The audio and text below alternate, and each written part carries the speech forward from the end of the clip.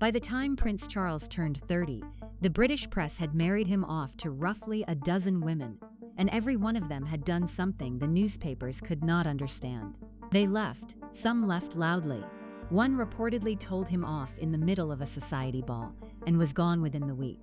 Some left politely, with the careful smile of a woman backing away from an unexploded shell. One turned down a proposal that came with a future crown attached, which in aristocratic circles was considered about as sensible as declining oxygen.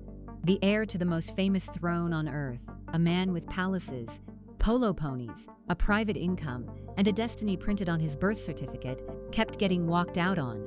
Bookmakers took odds on his bride. Fleet Street kept a royal wedding front page permanently half-built, and one by one the candidates looked at the man, then looked at the life fastened to him and chose the exit. Loving Charles, it turned out, was the easy part. The hard part was the position that arrived with him, a position with no salary, no resignation letter, and a selection committee that included the Church of England, the cabinet, 2 living queens, and several million strangers with strong opinions about hats. The women who got close enough to read the small print did the only rational thing available to them. They ran, and the strangest twist in the whole story is the ending, because the one woman who finally stayed was the very first one who left. To understand why they ran, begin with the boy, because the boy explains the man, and the man explains the exits.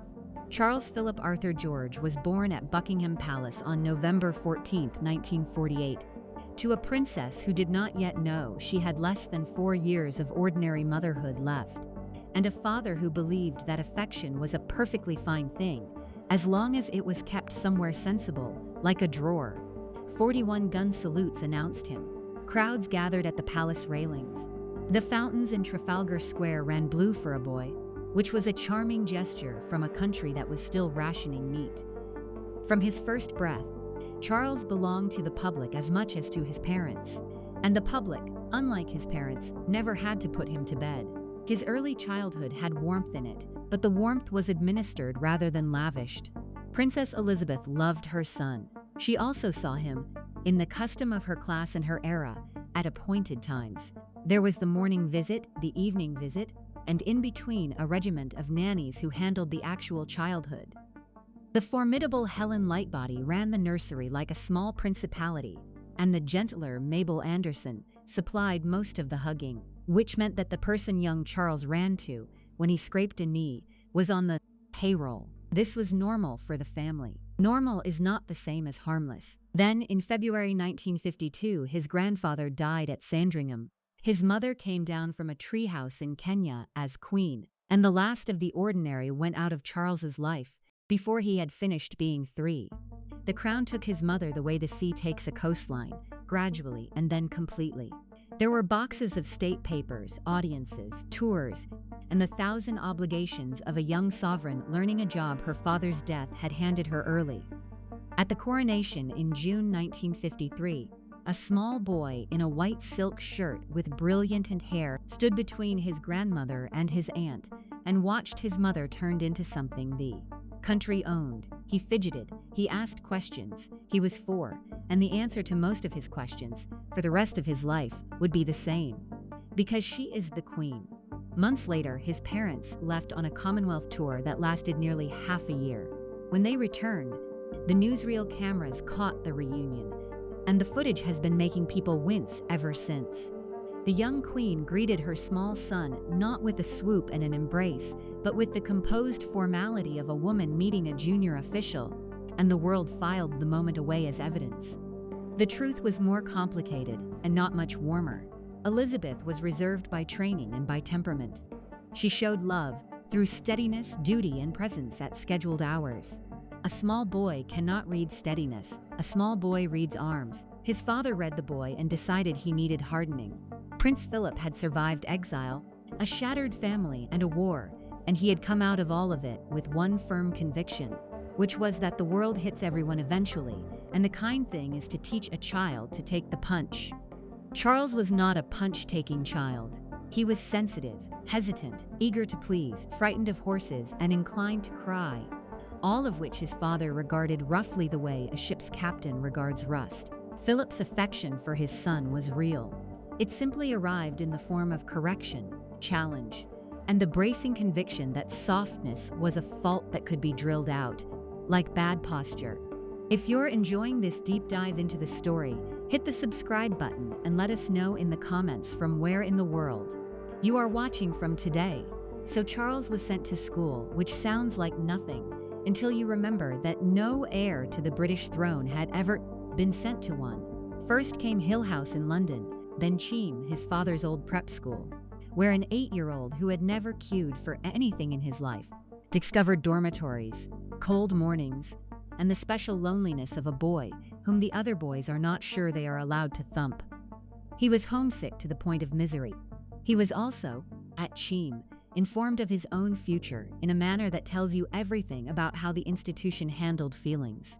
In 1958, the boys were gathered to listen to a broadcast from the Commonwealth Games, during which the Queen's recorded voice announced that she was creating her son Prince of Wales.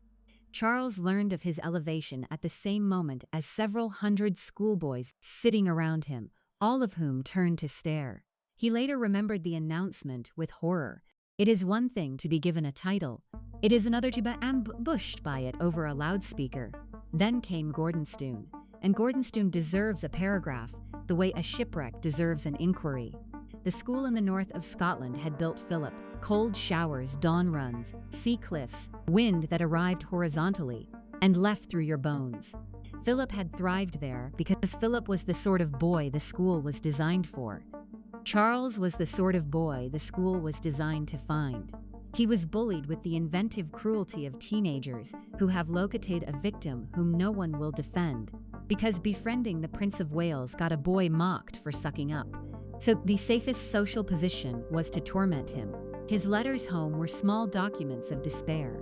He described the place in a phrase that followed him for decades as colditz in kilts. His grandmother, the Queen Mother, who adored him and understood him, lobbied hard for Eton, which was civilized nearby, and full of boys who knew how to be around royalty. Philip overruled her. The father had been made by hardship and could not imagine that the same hardship might unmake the son. It was at Gordonstoun in 1963 that 14-year-old Charles committed the first scandal of his life. And the episode is worth telling, because it set the pattern for everything. After, on a school sailing trip to the Isle of Lewis pursued by a gawping crowd in Stornoway, he ducked into a hotel bar to escape and, panicking before a barmaid, ordered the first drink he could think of, which happened to be a cherry brandy. A journalist happened to be present. Within a day, the underage heir's cocktail was international news. There were headlines, official statements, and consequences for the detective who had been guarding him. One sweet, sticky drink, ordered by a frightened child hiding from strangers, became a constitutional event. Charles absorbed the lesson in his marrow. There was no such thing as a small mistake. There was no such thing as a private moment. Anyone who stood next to him stood inside the blast radius. Every woman in this story would eventually learn the same thing, usually faster, and usually with photographers in the hedge. There were bright patches. A term at Timper Top in Australia, 1966, turned out to be the happiest schooling of his life, partly because Australians, on the whole, could not be bothered to bully a prince when there was firewood to chop, and partly because distance from his own name let him discover he was capable.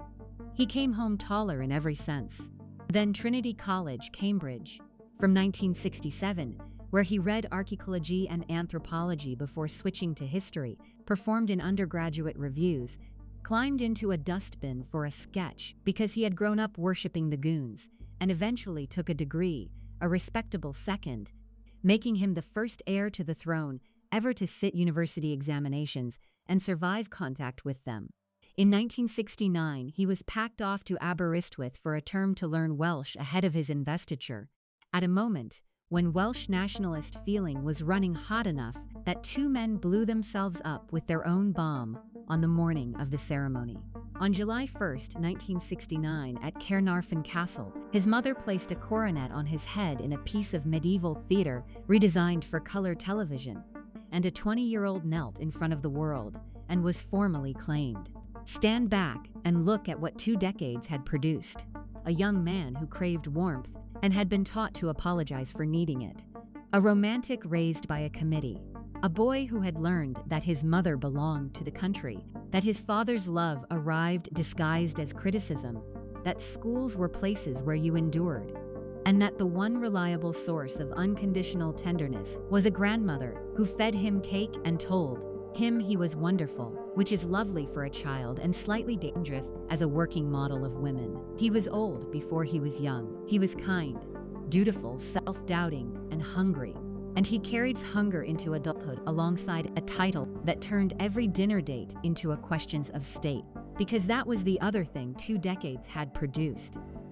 Somewhere in the filing cabinets of the establishment, there existed an unwritten job description for the future Queen of England, and from roughly 1970 onward, every woman who laughed at one of Charles's jokes was measured against it, usually by strangers, often in print, and always without her consent.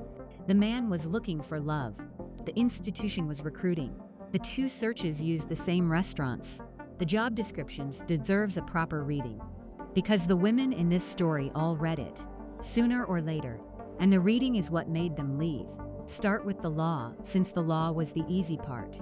Under the Act of Settlement of 1701, the heir to the throne could not marry a Roman Catholic without forfeiting his place in the succession, a rule written in an age of religious wars and still operating unblinking in the age of the Beatles.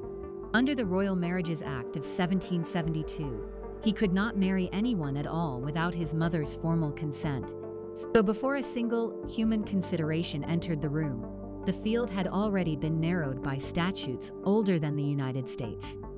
Then came the requirements nobody had written down, which were far more brutal precisely because no one had to defend them in Parliament. The bride should be aristocratic, or at the very least grand, since foreign princesses, the traditional supply chain, had become scarce after 2 world wars and politically awkward besides. She should be Protestant, English, or at least convincingly British, healthy, presentable, and capable of producing heirs. She should have stamina for a press corps that had recently discovered royal romance sold more papers than royal ceremony. And above all, she should have no past, not a discreet past, not a forgiven past, no past. The future Supreme Governor of the Church of England was expected to marry a woman whose romantic history was a blank page, an expectation enforced not by law but by archbishops' eyebrows and tabloid front pages, which between them were considerably more powerful than law. Consider the arithmetic of that requirement in the early 1970s. The palace wanted a 19th century bride for a 20th century marriage, and the 20th century had stopped manufacturing them. The sexual revolution had happened. Aristocratic daughters went to parties, took jobs, had boyfriends, and lived lives exactly like everyone else of their generation, which meant the pool of suitable candidates shrank every year. The prince stayed single, like a tide going out and stranding one increasingly anxious bachelor on the sand. The double standard at the heart of it was stated openly, in writing by the man Charles trusted most. Lord Mountbatten, his great-uncle, honorary grandfather, and self-appointed managing director of the prince's private life, sent Charles a letter in 1974, laying out the strategy with the cheerful confidence of a man who had never once doubted his own judgment. A young man in Charles's position, Mountbatten advised, should sow his wild oats and enjoy as many romances as possible.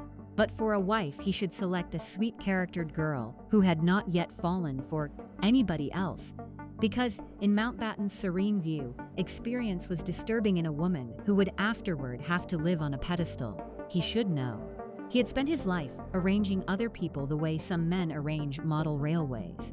The advice was monstrous and entirely sincere, and Charles, who had been raised to believe Uncle Dickie understood the world, absorbed it as wisdom. The prince could have a history. The princess had to be a beginning. Every disaster in this story flows downhill from that single sentence. And then there was the third party in every romance, the one with the longest lenses and the shortest patience. Fleet Street in the 1970s was fighting circulation wars with royal stories as ammunition, and a small permanent priesthood of royal correspondents had formed. Men who knew the registration plates of every aristocratic daughter's car and considered a prince's dinner companion a matter of national record. James Whittaker, who would stalk this story for 2 decades, once cheerfully described his profession as monstrous and then carried on practicing it. The mechanics were simple and merciless. Charles takes a young woman to the opera. By morning, her parents' house is under siege. Her school friends are being telephoned. Her former boyfriends are being offered money, and a nation is examining her teeth. Attention arrived before affection had a chance to. Several of the women in this story did not leave Charles so much as leave the experience of being publicly auctioned, and it is hard to blame a single one of them. Into this machine in the late 1960s walked the first serious girlfriend, and she illustrates the whole system in miniature because she was disqualified before anyone had to think. Lucia Santa Cruz was the daughter of the Chilean ambassador to London, a few years older than Charles, strikingly clever, and working at Trinity College as a research assistant to the master, Lord Butler, on his memoirs. Rab Butler had spent a career almost becoming prime minister, and in his autumn years he took an indulgent, conspiratorial interest in his royal undergraduate's happiness, to the point, the story goes, of easing the young couple's privacy in ways a master of Trinity was not strictly obliged to. Lucia was warm, formed, and unafraid of Charles, and Charles, for the first time, experienced the astonishing sensation of being liked by an intelligent woman who wanted nothing from his title. It could go nowhere, and everyone involved knew it from the first dinner. She was Roman Catholic, which the Act of Settlement treated as radioactive, and she was foreign, which the establishment treated as worse. There was no scene, no scandal, no heartbreak splashed across the front pages.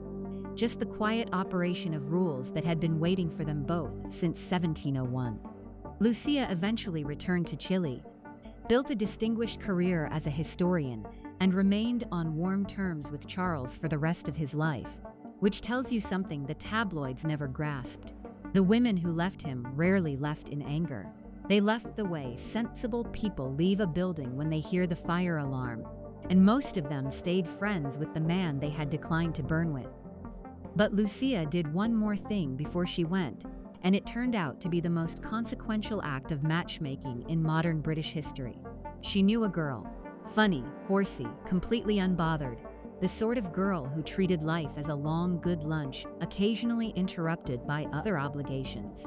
Lucia thought she was exactly what the lonely prince needed, and in 1971 she made the introduction. The girl's name was Camilla Shand.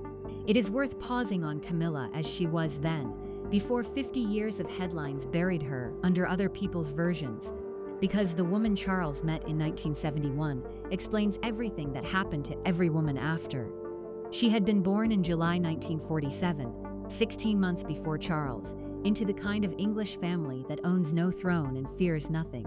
Her father, Major Bruce Shand, was a war hero out of a regimental dream, twice decorated for gallantry, captured in the desert, imprisoned by the Germans, and returned home to become a wine merchant and a master of foxhounds, and so universally liked that even the people he sold wine to forgave him for it.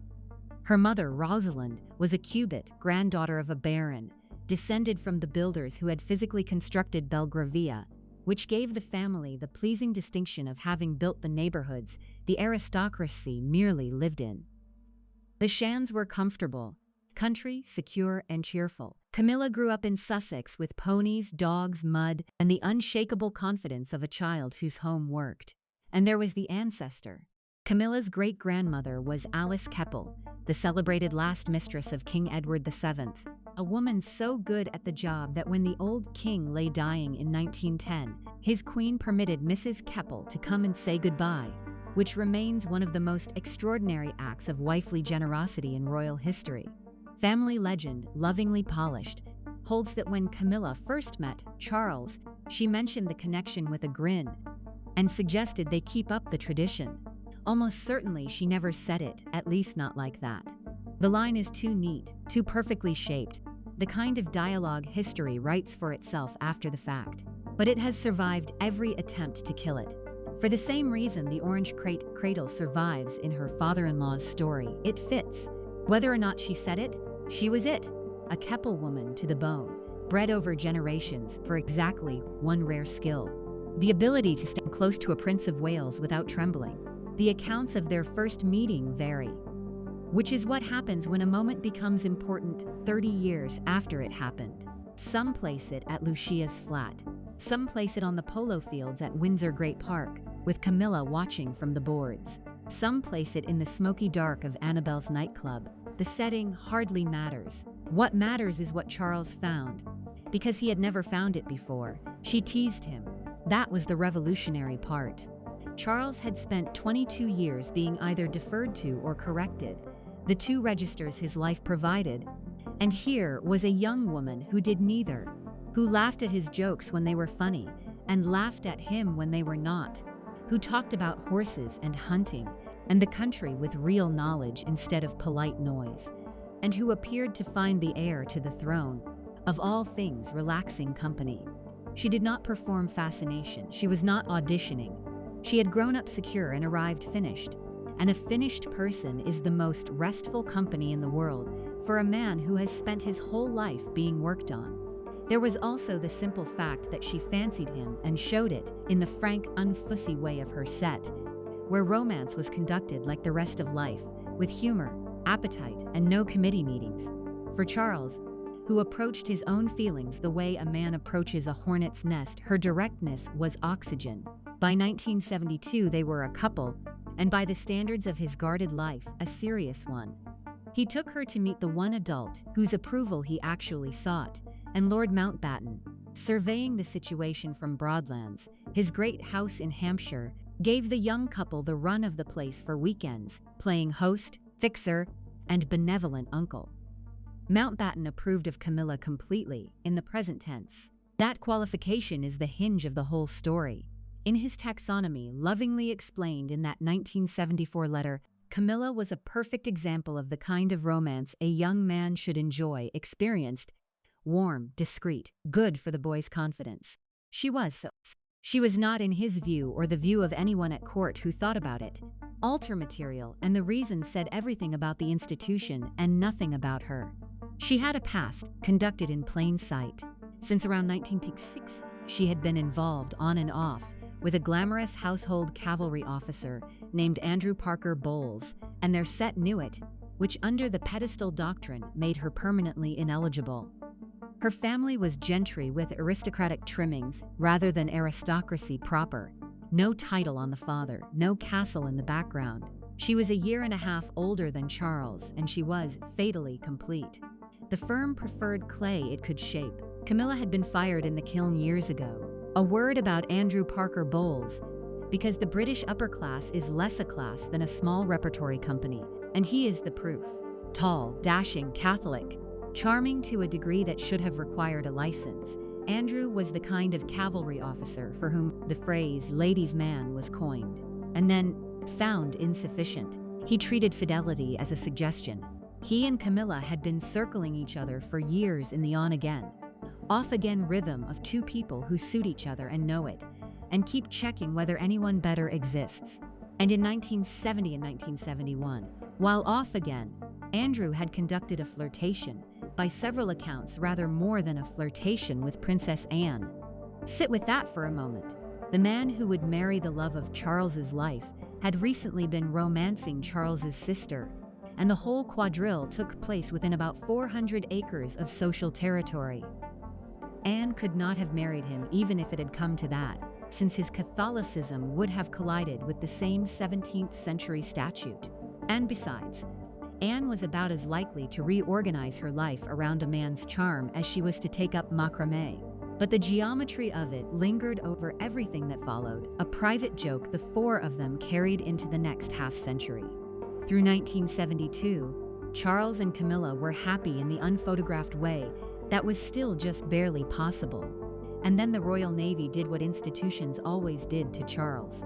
It scheduled him. He was a serving officer. His ship, the frigate Minerva, was posted to the Caribbean for the better part of a year, and at the end of 1972, the couple faced the oldest question in the book, made radioactive by his position. He was 24. He had absorbed the family doctrine that a man should establish himself first, and he had said publicly, with the complacency of a man who believes time is a courtier, that around 30 seemed a sensible age for a chap in his position to marry. He loved her. He did not ask. Some accounts say he half-asked, in the conditional, hedged way that is worse than silence, a suggestion that perhaps, eventually, when things were settled, there might be something to discuss. Whatever was said at Broadlands that winter, the operative fact is what was not said. No proposal, no promise. A departure date. He sailed in early 1973, leaving behind a 25-year-old woman with no ring, no understanding, and a complete education in how the palace graded her. Camilla was nobody's tragic maiden. She could count. Waiting for Charles meant auditioning indefinitely for a panel that had already marked her card unsuitable, on the chance that a hesitant young man might one day defy his entire world for her, which everything in his upbringing suggested he would not. Meanwhile, there was Andrew, who was present, persistent, fun, and finally, after 7 years, ready. Although the story told in their circle is that ready required assistance. The legend holds that the families, weary of Andrew's drifting, arranged for the engagement to be announced in the Times before the gentleman had entirely finished proposing, on the sound principle that an officer of the Blues and Royals could hardly contradict the newspaper of record. The legend may be unfair to everyone involved. It is repeated here because their friends repeat it for 50 years, usually over the second glass, and because nothing about Andrew Parker Bowles makes it implausible. The announcement appeared in March 1973. Charles received the news at sea, several thousand miles from anywhere he could do anything about it, which may have been the point of the timing, or may simply have been the Navy's gift for scheduling heartbreak. His letters, home to Mountbatten, were the letters of a young man who has just discovered which of his possessions was actually a vital organ. He mourned the end of what he saw as the happiest and most easy relationship of his life, and he wrote of the feeling of emptiness and of having no one now to whom such things could be said. The last phrase is the one to keep. Charles did not only lose a girlfriend, he lost the single person in his world with whom he did not have to perform, and a man in his position would not find a second one, because his position was specifically designed to prevent it. Camilla Shand married Andrew Parker Bowles on July 4, 1973, at the Guards Chapel, Wellington Barracks, in front of some 800 guests, a turnout that included the Queen Mother and Princess Anne, whose attendance at the wedding of her recent admirer to her brother's recent love was either magnificent sang-froid or excellent comedy, depending on where one sat. It was called the Society Wedding of the Year. Nobody present could have guessed they were attending the pivot on which the next 50 years of royal history would turn. Although a careful observer might have noticed that the bride looked happy, the groom looked like a man who had been outmaneuvered into contentment, and the most interested party was in the Caribbean. Why did she leave him this first time? The leaving that set the pattern. Strip away the mythology, and the answer is almost insultingly simple. She left because staying offered her nothing, not nothing emotional. The emotion was real on both sides and would prove more durable than several governments. Nothing structural. The institution had inspected her and filed her under recreational. The man had a deadline 7 years away and a habit of obedience. The press had not yet found her, but it would, and she had watched what it did to people. Against all that stood Andrew, a known quantity, a life she understood, children, horses, Wiltshire now. She chose now. It was the most sensible decision any woman in this story ever made, and she would spend the next 30 years discovering that she had married the wrong man, and the next 20 after that being crowned for it. Charles came home to land, and to a lesson he proceeded to learn exactly wrong. The lesson available was that the women in his life kept on living it, while he awaited permission to live his. The lesson he took was vaguer and sadder, a confirmation of something his childhood had installed early. That the things he loved got taken, and that wanting something was the first step in a process that ended with watching someone else have it. A man carrying that belief does not pursue women. He auditions them gently and waits for the universe to object. For the next 7 years, the universe obliged with enthusiasm, and so began the parade. The first serious candidate after Camilla looked, on paper, like the answer to every prayer the establishment had ever filed. Lady Jane Wellesley was the daughter of the 8th Duke of Wellington, which meant her ancestor had beaten Napoleon, and a family that has dealt with Bonaparte was not going to be intimidated by a polo match. She was pretty, intelligent, properly bred, Protestant, and already known to Charles through the comfortable overlapping circles of their world. They had been friendly for years. In 1973 and 1974, the friendship warmed into something the press could smell from Fleet Street, and the press did what the press did. The siege of Sandringham over the New Year of 1974 has entered the folklore of royal reporting. Jane joined the royal family's Norfolk house party, the news leaked, and a crowd estimated at 10,000 people gathered at the gates of a private estate in January to catch a glimpse of a young woman who had committed the offense of being invited to lunch.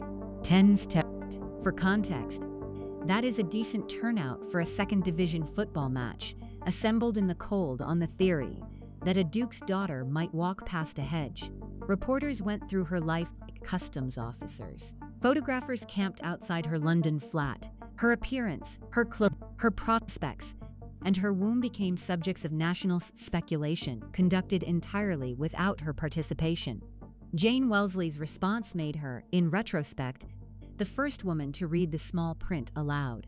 Cornered by a reporter demanding to know about her royal future, she is said to have replied with a question of her own, asking whether he honestly believed she wanted to be queen, in a tone suggesting the answer was available to anyone with a functioning brain. It was the most clarifying sentence of the decade, and almost nobody heard it, because the question assumed the prize was self-evidently a prize. Jane had looked at the prize properly. She had a name of her own, one of the most famous in England, and a mind of her own, and the beginnings of a career in journalism and television production that she had no intention of trading for a life of ribbon-cutting under surveillance. She and Charles drifted apart without drama, and she went on to a long, accomplished, private professional life, remaining his friend for decades, which is the detail that should be framed. The women who left kept liking him. It was never the man they fled. The man was perfectly nice. The man came with a country attached. Around the same time, there was Georgiana Russell, daughter of the British ambassador to Spain, a stylish young woman with a job in the fashion world, and, as it turned out, a finite tolerance for sleet.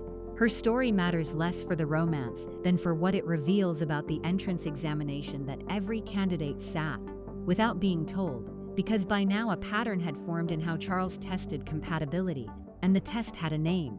The test was Scotland.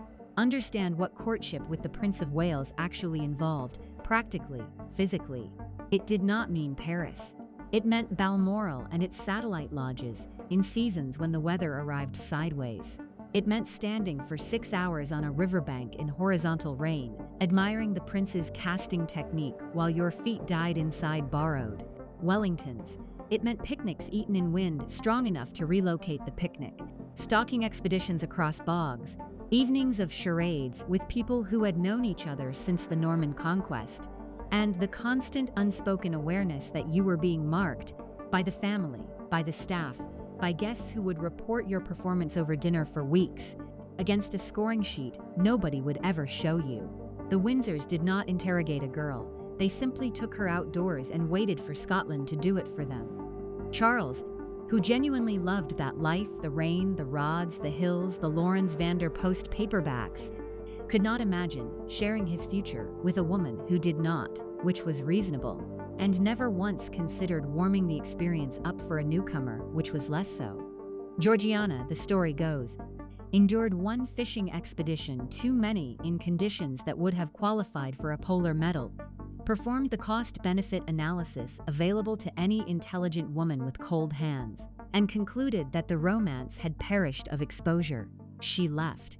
The relationship was over before the press had properly learned to spell her name, which by the standards of this story counts as a clean escape. Others passed through the same revolving door in those middle years, a procession of suitable girls whose names read now like the guest list of a vanished England. Bettina Lindsay, a cabinet minister's daughter, Lady Cecil Kerr, Lady Charlotte Manners, Angela Neville, Lady Henrietta Fitzroy, Caroline Longman.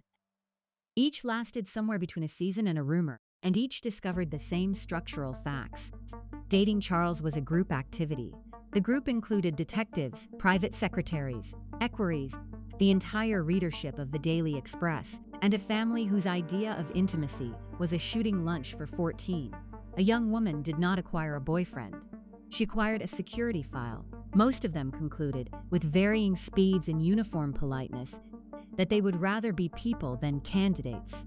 And for those who did not leave fast enough, the machine demonstrated what it did to a woman with a discoverable history.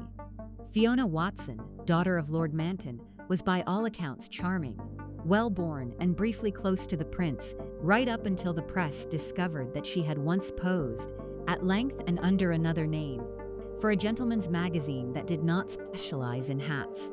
The relationship ended in roughly the time it takes to print a tabloid. No one paused to ask whether a few photographs taken by a young woman years earlier had any bearing on her character, her kindness, or her suitability as a human companion, because the question was not about her. The question was about the pedestal, and the pedestal had a no-returns policy.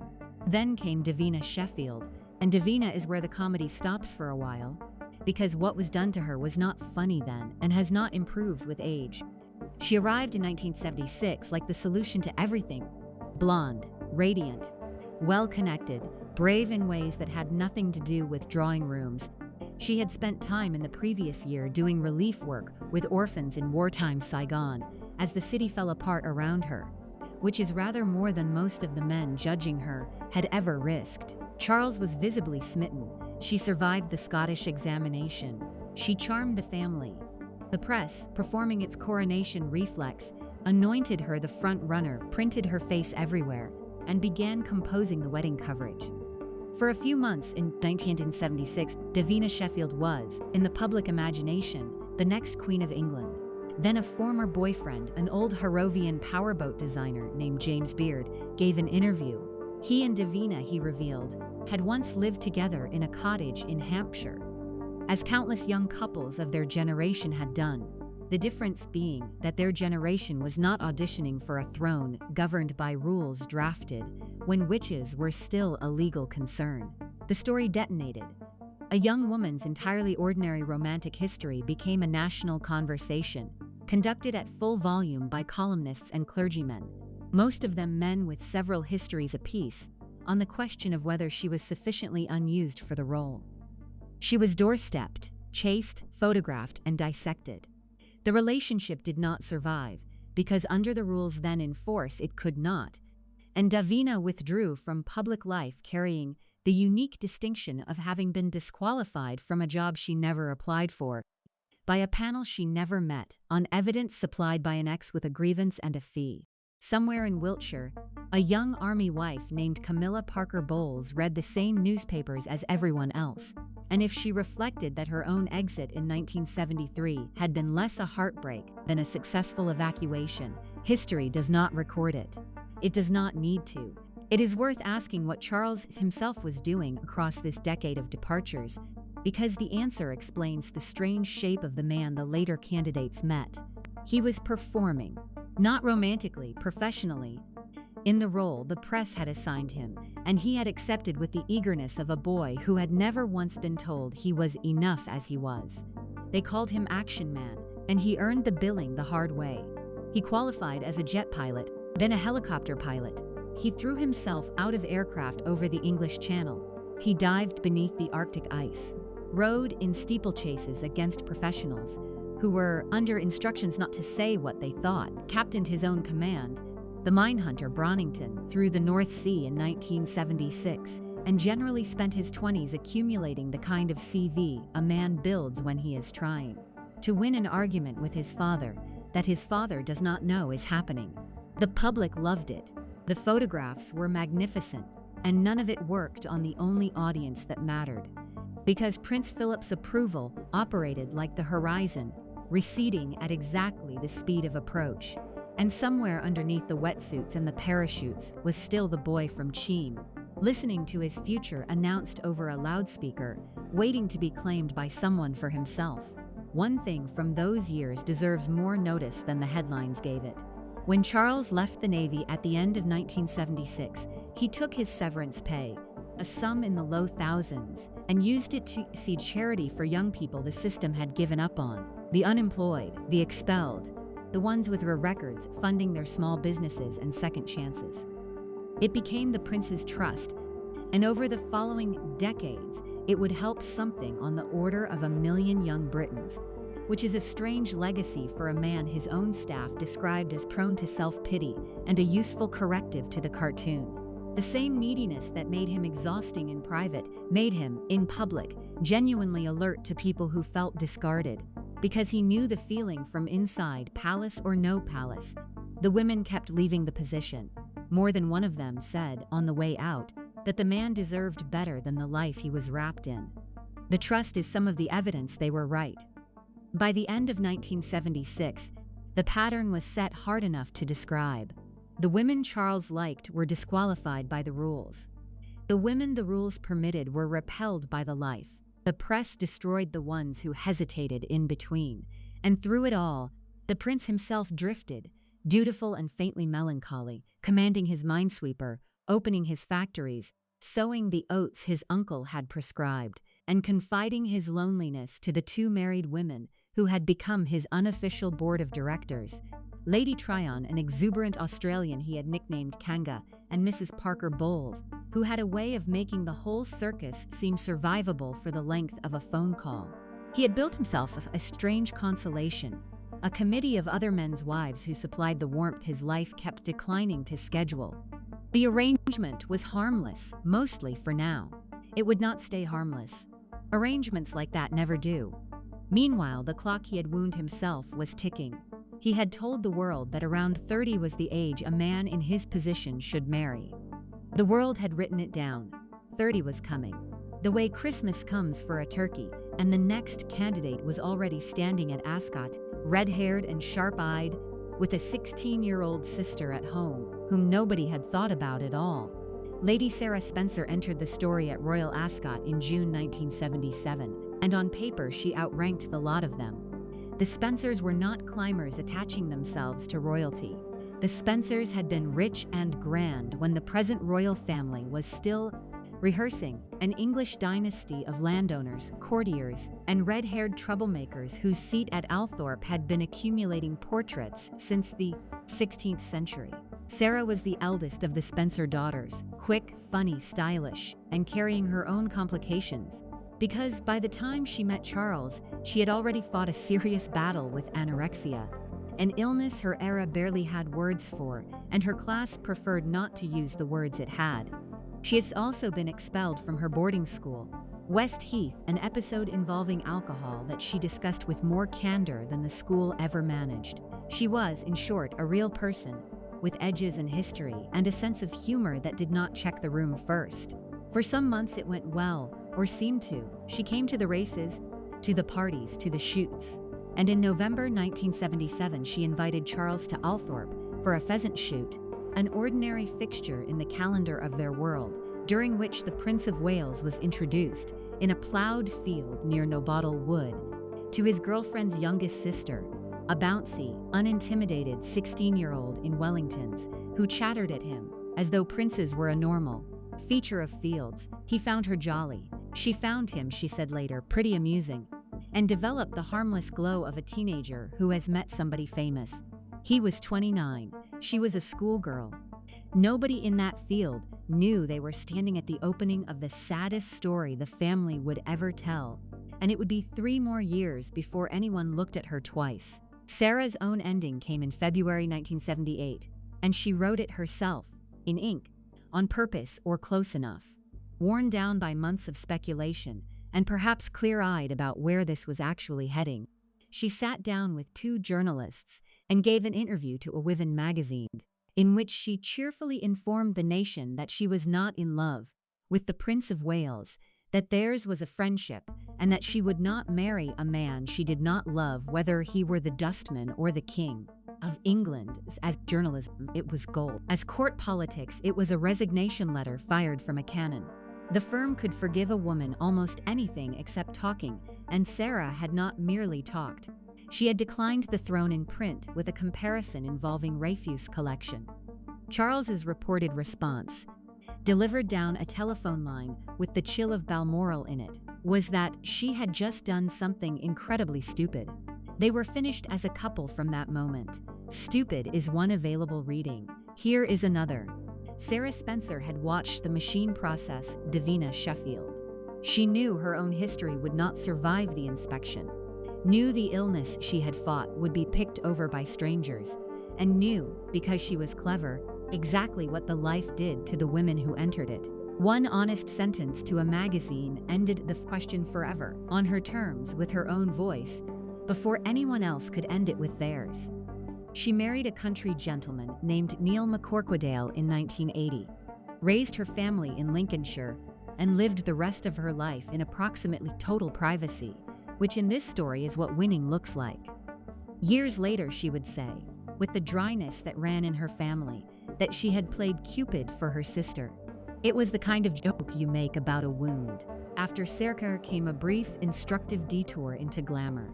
Sabrina Guinness belonged to the brewing dynasty, but her real currency was her address book, because Sabrina had lived in Los Angeles, worked as nanny to Ryan O'Neal's daughter, and moved through a world of rock stars and film people that included names like Jagger, a CV that made her catnip to Charles, who's always faintly fascinated by the planet beyond his cage, and pure horror to his family, who could read a gossip column as fluently as anyone.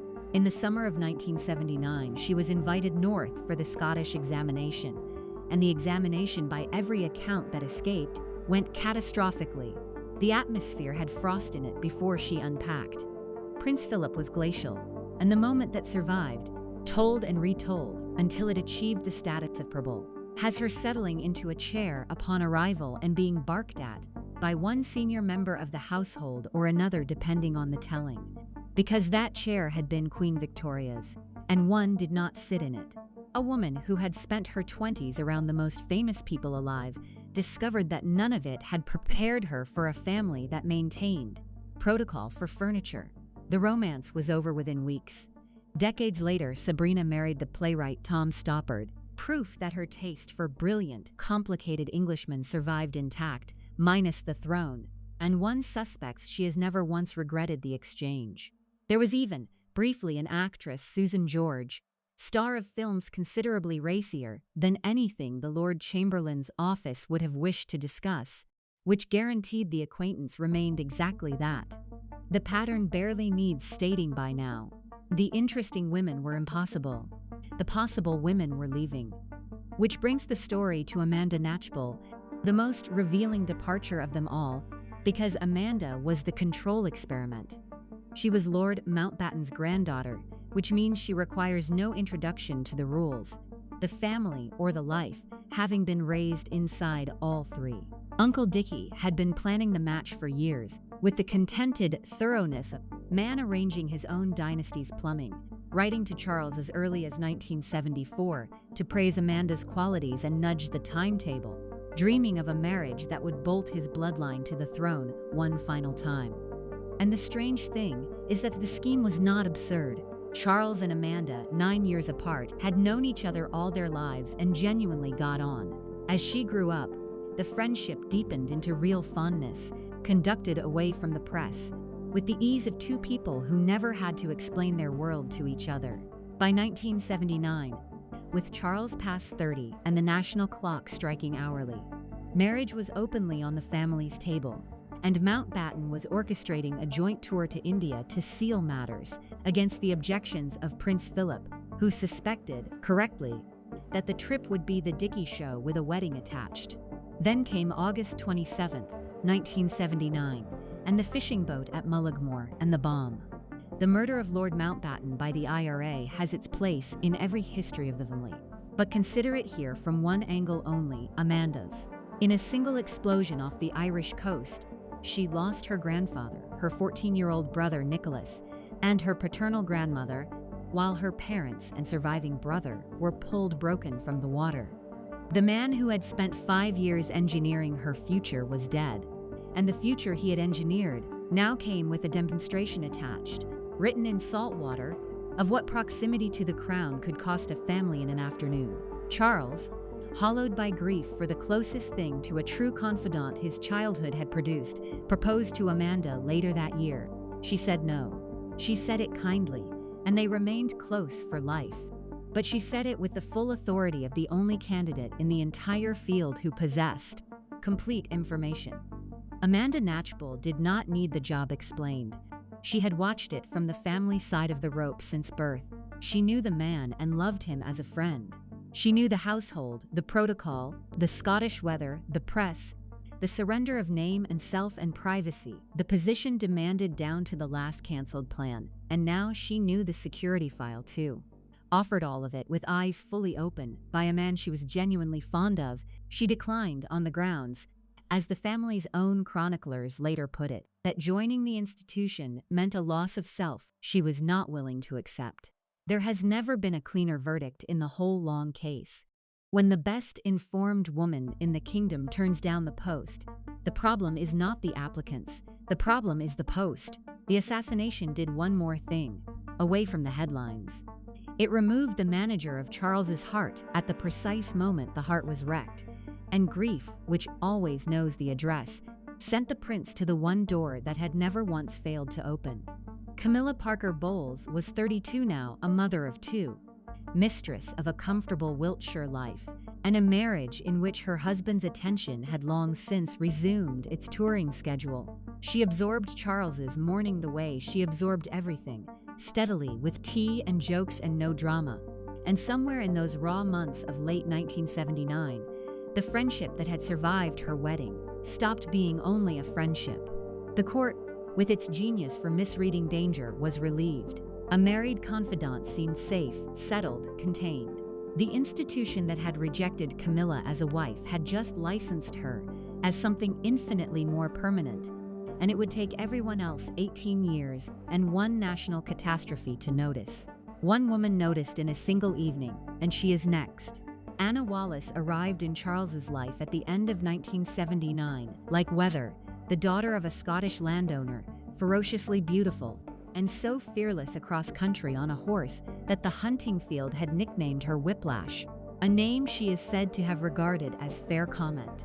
Charles fell hard and fast, harder than he had fallen for anyone since 1972, and for a few months in 1980, the courtship burned hot enough that the people around him began, with varying degrees of alarm, to take it seriously. By several accounts, he proposed, or arrived at the very edge of proposing, within months of meeting her.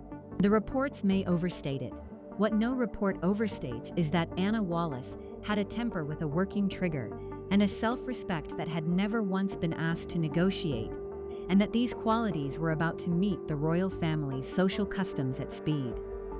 The first collision came in June 1980, at the ball given at Windsor Castle for the Queen Mother's 80th birthday, an evening of maximum protocol at which Charles, reverting to the training of a lifetime, spent hour after hour working the room, dancing with the grand, attending to the ancient, and being the Prince of Wales, while the woman he had brought sat parked like an umbrella. To Charles, this was simply the job, and the job, as always, came first and second and seventh. To Anna, it was a public demonstration of her place in the queue. She waited, by the accounts of those present, far longer than her reputation suggested she would. Then she delivered, within earshot of history, the most quoted private sentence of his bachelor years, telling him never to ignore her like that again, that she had never been so badly treated in her life, and that nobody treated her that way, not even him. Royalty does not often hear the words "not even you." The grammar of the entire institution exists to prevent that sentence from forming. He apologized. She stayed, briefly, and a few weeks later, at a ball at Stowell Park, the Gloucestershire seat of the Vestey family, came the second collision, the one that mattered, because this time the lesson was not about protocol. Charles spent the evening dancing with Camilla Parker Bowles. Not a duty dance, not a courtesy turn with an old friend, but dance after dance, wrapped in the private weather of two people who have forgotten the room, while the woman he had arrived with watched from the side and performed the fastest, accurate audit in this entire story. Anna Wallace looked across one dance floor and read the next 50 years. She understood, in the space of a band set, that there was already a queen in Charles's private life, that the post she was being considered for was a vacancy in name only, and that every future occupant would hold it on a sublease. She borrowed a car, the story goes a BMW belonging to another guest, and drove out of the relationship without a forwarding address. Within months, she had married Lord Hesketh's brother and vanished, permanently and by choice, from the national stage. Every woman after her would eventually learn what Anna learned in one evening. Most of them paid far more for the tuition. Now look at the summer of 1980 from the institution side of the desk, because the institution was running out of patience and the deficit shaped everything that followed. Charles was 31, a year past the marriage deadline he had set for himself in public, like a man leaving a note for his own executioner. His father was applying pressure with the subtlety of a destroyer. The newspapers spent a decade calling him the world's most eligible bachelor, and the phrase was beginning to curdle in print, acquiring an undertone, a what exactly is wrong with him quality, that the palace could read perfectly well. The country itself was in a foul mood, inflation, unemployment, cities simmering toward the riots that would burn through 1981. And somewhere in the back offices of the monarchy lived the old institutional knowledge, never written down and never forgotten, that a royal wedding is the cheapest national painkiller ever invented. The firm did not need Charles to be in love. The firm needed a bride, soon, who could pass the checklist, and the checklist, after a decade of carnage, had hardened into dogma: aristocratic, Protestant, sturdy, young, and above all, without history, certified blank, because the press had demonstrated on Davina Sheffield exactly what it would do to anything else. In July 1980, at a barbecue at the De Pass House near Petworth in Sussex, the checklist met its girl. She was 19 years old, sitting on a hay bale. Lady Diana Spencer, the bouncy schoolgirl from the ploughed field, had grown up while nobody was watching into a tall, luminous, unfinished young woman with a sideways glance and an instinct for other people's sadness that operated like sonar. Charles barely remembered her. She remembered everything, and at some point that evening, she steered the conversation to the place his grief still lived, telling him how desolate he had looked at Lord Mountbatten's funeral, walking up the aisle behind the coffin, and how her heart had bled for him, and that he needed someone to look after him. Read those words with the file open. To a happy man, they are small talk. To this man, motherless in the practical sense since the age of 3, freshly bereaved of the one adult who had managed him with love, and trained from the nursery to experience tenderness as a rare administrative error, they went in like a key. He looked at her, by his own later account, with new eyes. The institution looked at her with older ones. Everything accelerated with the smoothness of a machine that has finally found its part. She was invited to the Cowes Sailing Week aboard Britannia in August. In September, she was invited to Balmoral, the graveyard of candidates, the examination hall itself, and here the story produces its blackest joke, because Diana Spencer aced the Scottish test. Aced it completely. She tramped the hills in the rain laughing, sat through the picnics, charmed the guests, delighted the staff, gushed appropriately at the scenery, and worshipped Charles with her eyes across every room. And the house party, to a man and woman, fell for her. The Queen Mother purred. The courtiers exhaled. Even the most senior critics of previous candidates pronounced her ideal. The one entrance exam that had filtered out a decade of grown women had just been passed, with distinction, by the least suitable candidate in the entire file, because the exam measured a fortnight, and the job was a life, and a 19-year-old performing devotion for a houseful of adults was desperate to please, is measuring nothing at all except her own hunger to be chosen. Run her against the checklist and watch every box fill. Aristocratic supremely, a Spencer of Althorpe, granddaughter on both sides of courtiers, a girl who had literally grown up at Park House on the Sandringham estate, the monarchy's own back garden. Protestant, 19, young enough to mold, which the firm considered a feature, adoring, visibly, and without history certifiably, a fact so important to the process that her own uncle, Lord Fermoy, would soon confirm to the newspapers, in actual print, that his niece had no romantic past, a sentence that should have ended the entire century in shame, and instead decorated it. No one inside the machine paused over the obvious. A bride with no past is also a bride with no experience of what she is agreeing to, no calluses, no comparisons, no idea. The system had spent 10 years rejecting women for being formed. It had finally found one who was not, and it mistook the absence of armor for the absence of problems. If you find this story engaging, please take a moment to subscribe and enable notifications. It helps us continue producing in-depth content like this. The machine was about to learn the difference between a bride with no history and a bride with no protection. So, far more slowly and at infinitely greater cost was she. The siege began in the autumn of 1980, the moment Fleet Street identified the new frontrunner, and it concentrated on a mansion flat in Colaherne Court, Earl's Court, where Diana lived with 3 girlfriends and worked, of all the perfectly cast details, as an assistant at a kindergarten. The royal pack set up residence on her doorstep and stayed for months. They followed her to work, to the shops, to her car, dozens of grown men with stepladders pursuing a teenager through London traffic, and the astonishing thing, the thing that should have warned everybody, is how well she handled them. She never snapped. She never hid behind a door and wept where they could see.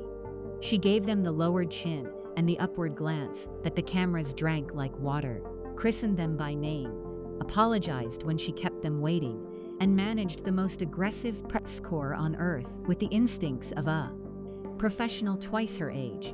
The pack adored her. They called her Shy D, which was the first of many things the world got wrong, because shy people do not survive that pavement for 5 months. She was not shy. She was unfinished, and she was learning, at terrifying speed, the only skill her future would ever fully reward, which was being looked at. One photograph from those months tells the whole period. Posing at the kindergarten with 2 children, she stood with the sun behind her. The light went straight through her cotton skirt, and the silhouette of her legs ran on every front page in Britain. She was mortified, the nation was charmed, and the commentary, the sheer tonnage of public discussion of a 19-year-old's body, settled over her life like the first snow of a climate she would inhabit forever. Her mother, Frances Shand Kidd, wrote to the Times to ask whether the editors of Fleet Street considered it necessary or fair to harass her daughter daily from dawn until after dark. The editors of Fleet Street considered it both and increased the shift rotations. There was even a scandal before there was an engagement. In November 1980, the Sunday Mirror reported that a blonde woman had been smuggled aboard the royal train for a late-night rendezvous with the prince while it sat in a Wiltshire siding. The palace erupted with a fury that startled even veteran correspondents, demanded a retraction, and got one. Diana, baffled, denied ever being near the train and was believed, since the lie would have been pointless. The story was filed away as a press fabrication, and only years later did the obvious alternative occur to people out loud, that the reporting may have been perfectly accurate, and only the casting wrong, that there had indeed been a woman on the train, and she was not the candidate. The question has never been settled. It sits in the record like a splinter. Inside the family, the pressure now closed around Charles from the one direction he could not withstand. His father wrote him a letter, Prince Philip's letter, much discussed and variously described by the people who saw it and the people who claimed to have set out the honorable arithmetic. The girl's reputation was being shredded by the waiting. A gentleman in Charles' position must either propose or release her promptly, because the limbo itself was an injury to her. Philip almost certainly believed he was offering counsel. In the brisk naval style, that was the only style he had. Charles, 32 years old and still constitutionally incapable of hearing his father at conversational volume, read it as an order. He would carry the letter literally and otherwise for years. A father who writes duty and a son who reads command can make history together without either of them intending the particular history they make. He proposed on February 6, 1981, in the nursery at Windsor Castle, a venue some novelist of the future will refuse to believe. He had known her as an adult for about 6 months, across perhaps a dozen meetings, several of them in crowds. She said yes before he had quite finished, and laughed, and he reminded her, in a sentence that ought to be carved somewhere as a warning, that one day she would be queen. Part of her, she said long afterward, heard a voice telling her she would never be, that the road ahead would be hard. She was 19 and in love with the idea of him, and she said yes anyway, because 19-year-olds in love do not take dictation from voices. The ring became its own small parable. Rather than commissioning something singular, the couple chose from a tray sent over by Guard, the crown jewelers, and Diana picked the biggest stone on it, an oval Ceylon sapphire ringed with diamonds, 28,500 pounds, and, of all things, a catalog item, available to any member of the public with the money. The press tutted that it was not bespoke. Nobody drew the larger moral, that the most personal object in the marriage had been selected off the shelf under time pressure, which would also prove a fair description of the bride. The engagement was announced on February 24, 1981, and that afternoon the couple gave the television interview that has been quoted at every anniversary since for one exchange. The interviewer, fishing gently, suggested they were in love. "Of course," said Diana instantly. "Whatever in love means," said Charles. He meant it, by the kindest reading as a philosopher's hedge, the reflex of an over-examined man who distrusted big words on camera. It does not matter what he meant. Standing beside a glowing teenager who had just bet her entire existence on the word he was hedging, the sentence fell like a stone down a well, and the nation heard the splash and chose, collectively, to ignore it. There were street parties to plan. What happened to Diana between the engagement and the wedding is the part of the story the souvenir mugs left off, and it is the part that explains the next 15 years. She moved out of the flat full of girlfriends and into the palaces, first Clarence House, then Buckingham Palace itself, and the doors closed behind her on a silence she had not imagined. No program of preparation existed. No one taught her the job, the family, the history, or the day. Charles, following the only model of courtship he had ever seen, carried on with his full diary of duties, sometimes for days at a stretch, on the apparent assumption that a fiancé, like a regiment, would hold its position until inspected. She was 19, alone in the most famous building in the world, eating her meals with the staff for company, and somewhere in those weeks, by her own later account, the bulimia began, the secret violent comfort that would shadow her for a decade. Between February and July, her waist shrank by more than 5 inches. The dressmakers took the wedding gown in and in and in again, and nobody in the entire apparatus asked the question the tape measure was asking. And then there was the bracelet. In the office of Michael Colborne, Charles's aide, a few weeks before the wedding, Diana came across a parcel and opened it. Inside was a gold chain bracelet bearing a blue enamel disc with 2 intertwined letters, G and F. The letters, she learned upon demanding, stood for Gladys and Fred, the pet names Charles and Camilla Parker Bowles used for each other, and the bracelet was a farewell gift. The prince intended to give the married woman who had been, Diana was assured by everyone, merely an old friend. She confronted him. He explained, in the wounded tone of a man being denied something reasonable, that he intended to deliver it in person, and he did, days before his wedding, at a private lunch, while his fiancée stayed home doing the arithmetic. There had already been a lunch the other way around, earlier in the engagement, Camilla writing warmly to welcome her, then over food asking, with apparent idleness, whether Diana planned to hunt. Diana, who did not, said so. Camilla seemed pleased. Diana was years away from understanding that she had just been shown a map of the marriage with the territory already allocated, and that the hunting country of Gloucestershire was not on her side of the line. She thought seriously about pulling out. She said as much to her sisters over lunch, and her sisters, Spencer to the bone, replied with the sentence that deserves its own plaque in the Museum of British Understatement, telling her it was too late to chicken out now. Her face was already on the tea towels. It was a joke, and it was also exactly true, which is the most Spencer combination available. The wedding had stopped being a decision sometime in the spring. It was now a national event with a bride attached, 600,000 people booking their pavement spots, an economy of mugs and flags already in production, a global broadcast scheduled. a teenager with an eating disorder and a bracelet-shaped hole in her certainty, was not going to halt it. And she knew it, and she walked into it with her eyes half open, which is the cruelest amount. July 29, 1981, St. Paul's Cathedral, chosen over Westminster Abbey because it held more people and a longer processional route, since if the country was going to have a fairy tale, it wanted the extended edition. 2,500 guests inside, the 600,000 along the route, an estimated 750 million watching on television, the largest audience any wedding had ever had. The dress emerged from the glass coach gloriously crumpled with its 25-foot train. The bride, charmingly, got his names in the wrong order at the altar, marrying Philip Charles Arthur George instead of Charles Philip, technically wedding her father-in-law for a syllable or two, and the congregation's laughter briefly made the whole apparatus human. The groom slightly muddled his line about worldly goods. The vows, by agreement, omitted the word obey, a modern touch much remarked upon. Kiri Te Kanawa sang.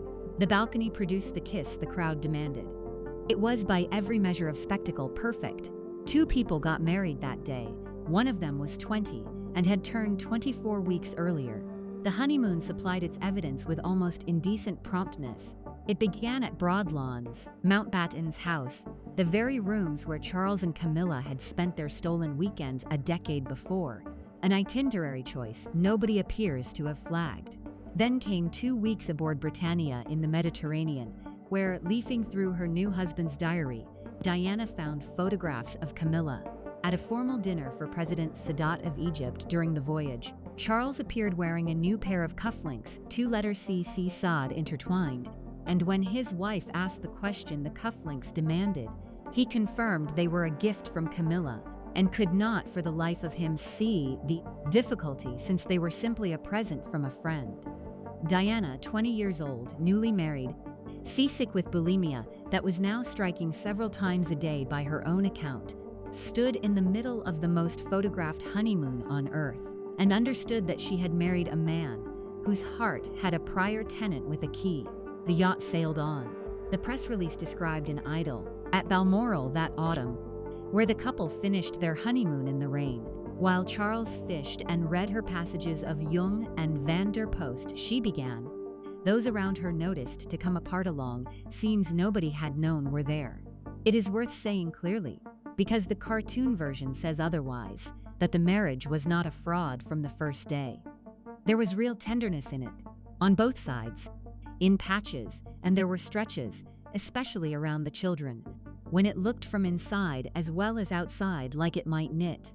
Prince William arrived in June 1982, and Diana, breaking precedent, had insisted on a hospital berth at St. Mary's, Paddington, rather than a palace bedroom, the first future king born the way his subjects were. Prince Harry followed in September 1984, and Diana would mark that summer of waiting for him, with the 2 of them closer than they ever managed again, as the happiest period of the whole marriage. Then, by her account, at the moment of the birth itself, Charles remarked on the baby being a boy with red hair, the Spencer red, in a tone of mild anticlimax, and went off to play polo, and something in her, she said, switched off for good. His friends dispute the emphasis. Her friends dispute the dispute. What nobody disputes is the direction of travel after 1984, which was apart at increasing speed, in full view of a household trained to see everything and say nothing. What the household saw next, the household has mostly kept to itself, but enough escaped over the years to reconstruct the architecture. By the middle of the decade, the Prince and Princess of Wales were operating 2 rival courts under one set of crests. He based himself at Highgrove, the Gloucestershire house he had bought in 1980, a property whose chief amenities included gardens he could remake from scratch, and a location in prime hunting country, a comfortable drive from the Parker Bowles home, a coincidence his biographers have been invited to admire ever since. She held London, Kensington Palace, the Schools Run, the world. Their diaries were coordinated through private secretaries like armies exchanging notes under a flag of truce. Staff sorted themselves into camps, his people and her people, and learned to watch which way a corridor conversation was facing before joining it. The marriage had become a treaty, And like most treaties, it was honored chiefly in the breach and at photo calls. What he built at Highgrove during those years tells you what he was actually doing inside the wreckage, which was constructing, plant by plant, the private world his position had never permitted him. The garden became famous later, but in the early 1980s, it was a windswept nothing that he turned, with his own hands and a procession of bemused advisors, into a manifesto in hedging. He went organic across the duchy farms at a time when organic farming was a punchline used by comedians who needed a cheap laugh about muesli. And he absorbed a decade of national mockery for positions on food, architecture, and the environment that the same nation would adopt wholesale 30 years later without apologizing. Because nations never do. He admitted, in 1986, to talking to his plants, offered it himself as a joke, and watched the joke be confiscated and used against him as evidence for the prosecution. He fired off handwritten letters to government ministers in spidery black ink on everything from herbal medicine to the Patagonian toothfish, correspondence that civil servants filed with a sigh and history would one day publish. The portrait that emerges from the period is of a man building, in the absence of a marriage, a kingdom of enthusiasms, eccentric, sincere, ahead of its time roughly as often as it was barmy, and populated by the Gloucestershire circle the press came to call the Highgrove set, at whose center, pouring the drinks and steadying the host, sat a married neighbor whom the guest lists were learning not to mention. Diana, across the same years, was building too, and her project was the more dangerous one, because her raw material was the press itself. The girl who had charmed the doorstep pack of 1980 had grown into the most sophisticated media operator the institution had ever contained.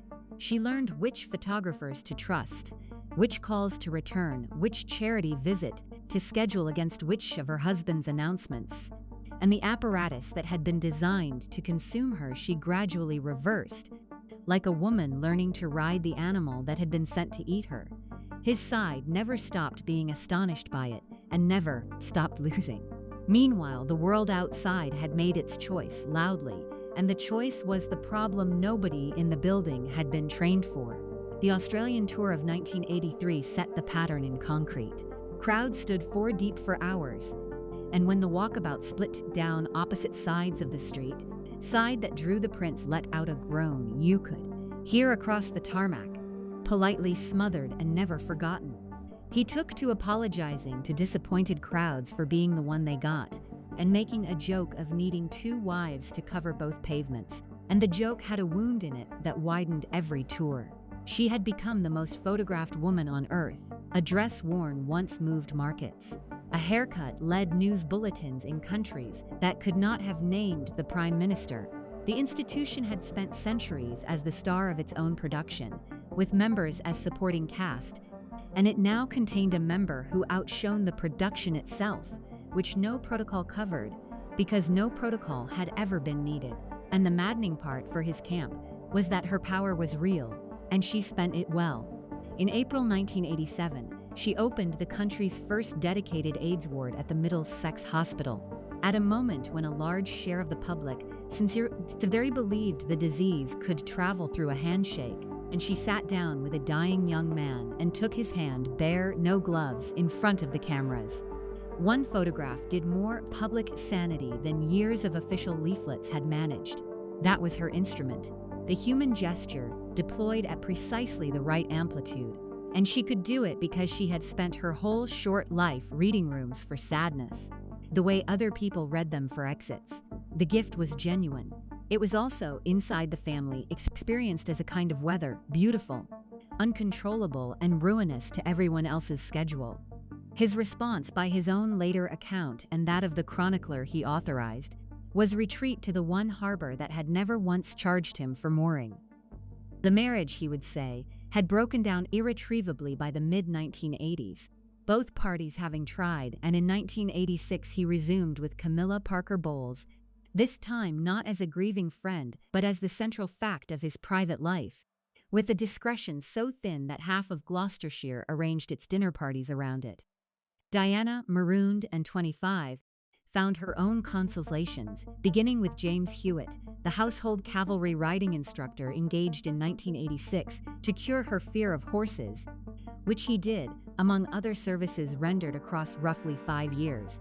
There would be other names later, alleged and admitted, but the structure was set by 1987.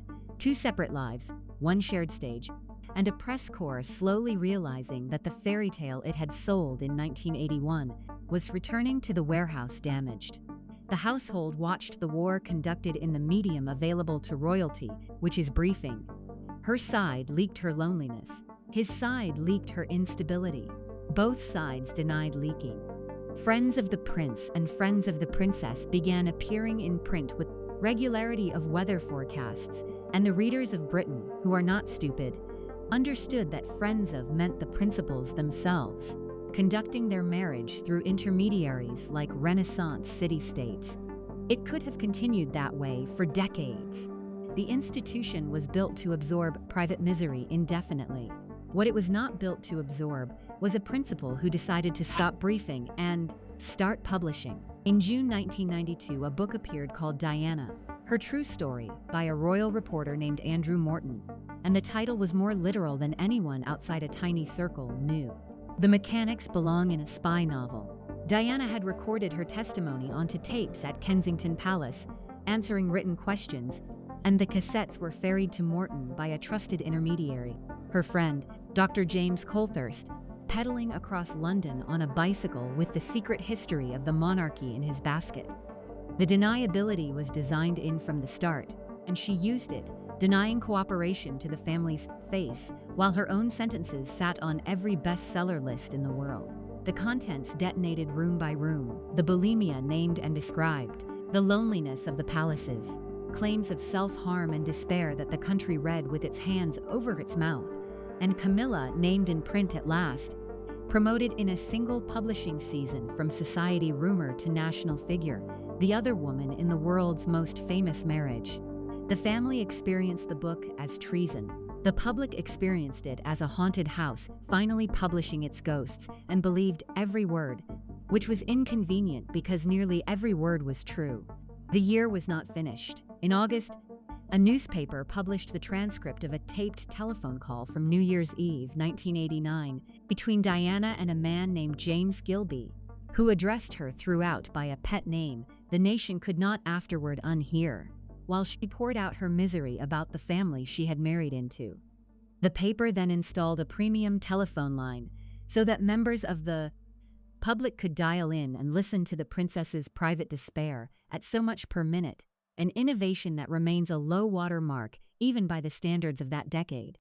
In November, Windsor Castle caught fire, and the Queen, marking 40 years on the throne in a voice roughened by smoke and a cold, named 1992 her Annus Horribilis, which was Latin for what everyone could see. And on December 9th, the Prime Minister, John Major, rose in the House of Commons to announce the formal separation of the Prince and Princess of Wales, adding, with a straight face that deserves some kind of award, that the decision carried no constitutional implications, and that there was no reason the princess should not in due course be crowned queen beside her husband. The House received the sentence in the particular silence, Parliament's reserve, for statements nobody present believes, including the persons making them. The lawyers called it a separation. The country called it the end. The tapes called it neither, because the tapes were not finished. In January 1993, an Australian magazine, followed with indecent haste by the British press, published the transcript of another late-night telephone call from December 1989, and this one belonged to the other marriage. 6 minutes of conversation between the Prince of Wales and Camilla Parker Bowles, recorded by means never fully explained, laid out for a global readership over breakfast. Most of it was logistics, 2 people plotting where they could next meet with the furtive ingenuity of teenagers who happened to have chauffeurs and country houses at their disposal. Some of it was endearment, and one passage, the passage, contained the heir to the throne musing fondly about being reincarnated as an item of intimate feminine convenience, a flight of whimsy that has pursued him through every subsequent decade, every comedy panel show, and one assumes every quiet moment of his coronation. The national cringe was total, clergyman pronounced. Polls on his fitness to reign sagged, and Camilla, who in 20 years at the center of the story had never spoken one public word, discovered what the modern press could do to a private citizen. Photographers in the hedges of her Wiltshire garden, long lenses on the school run, a face that could no longer buy groceries unescorted. Yet a careful listener caught something underneath the embarrassment that the headlines had no use for, and biographers have been pointing at it ever since. The ease. Two middle-aged voices finishing each other's jokes, unhurried, fond, ridiculous together in the way only the genuinely intimate are ridiculous. The unmistakable acoustic of a marriage. Just not either of the marriages on file. The tape that humiliated them was also read coldly. The only published evidence in the entire saga of two people in that family being happy, and the country was years away from being able to forgive that. The confessions now arrived on schedule like trains. In June 1994, the prince sat down with the broadcaster Jonathan Dimbleby for a 2.5-hour television portrait, and when the inevitable question came, he answered it.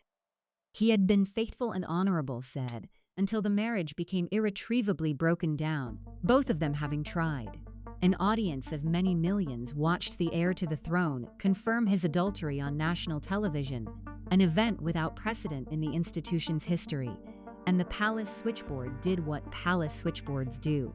And that same evening, across London, the Princess of Wales stepped out of a car at a Serpentine Gallery dinner in a short black off-the-shoulder dress by a designer who woke up famous, photographed mid-stride, chin up, gleaming, and the morning papers ran her picture beside his confession and declared the night hers, by a landslide. She had answered a televised admission with a cocktail dress and won the news cycle in heels. Whatever else the marriage had destroyed, it had finished her education. There was no one alive better at the medium she had been fed to.